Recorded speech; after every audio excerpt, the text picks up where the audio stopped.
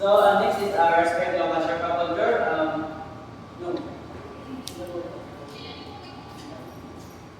So respect the 2 o'clock rule. So 2 o'clock rule is a critical safety guidance of mountaineering that prioritize timely descent of reaching on the summit. So the first reason is weather risk, and or it's either storm visibility and buffer delays.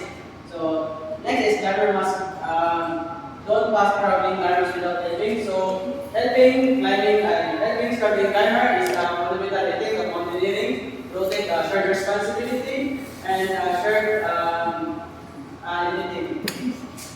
Pag-discuss ka, pwede So respect Sherpa culture. So respect Sherpa culture is essential of safe Himalayan and the important rule of during puja ceremony is remove your shoes and hats and follow the leads of Sherpa guides and prayer and gesture. And next is never let your follow lead no dress principle. So leave no dress is essential of mountaineering.